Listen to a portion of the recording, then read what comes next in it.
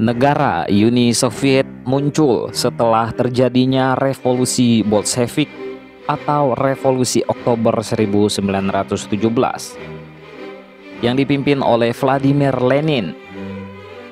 Ia berhasil menggulingkan pemerintahan Tsar Nicholas II pada tanggal 30 Desember 1922.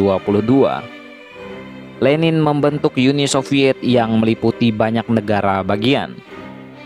Pasca Perang Dunia Kedua, Uni Soviet muncul sebagai negara superpower yang menganut ideologi komunis, ekonomi etatisme, dan sistem pemerintahan diktator proletariat dengan sistem monopartai bersaing dengan Amerika Serikat dalam merebutkan pengaruh dunia yang dikenal dengan istilah Perang Dingin.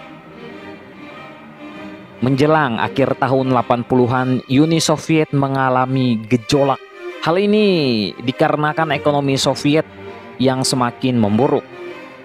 Terpilihnya Mikhail Gorbachev pada tanggal 25 Mei 1989 sebagai Presiden Uni Soviet tidak mampu memperbaiki kondisi Uni Soviet.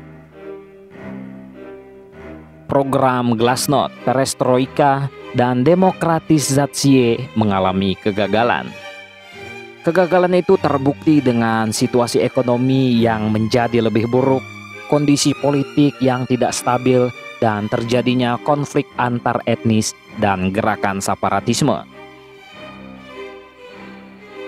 Situasi yang demikian mengakibatkan terjadinya pemberontakan yang dipimpin oleh Gennady Yanayev pada tanggal 19 Agustus 1991.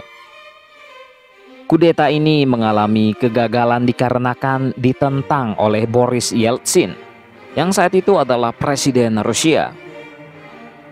Pada tanggal 8 Desember 1991, Presiden Boris Yeltsin, Presiden Ukraina Leonid Kravchuk, dan Presiden Belarusia Stanislav Shushkevich membentuk Commonwealth of Independent States atau CIS, atau Persemakmuran Negara-Negara Merdeka, sebagai wadah untuk mempersatukan bekas Uni Soviet. Secara garis besar, runtuhnya Uni Soviet itu disebabkan oleh, yang pertama, sistem komunis yang cenderung sentralis ternyata tidak mampu membawa kemakmuran bagi rakyatnya.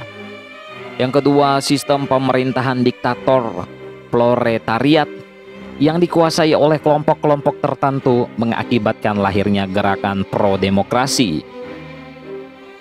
Yang ketiga, pembentukan Uni yang dilakukan secara paksa mengakibatkan timbulnya gerakan nasionalisme di negara-negara bagian.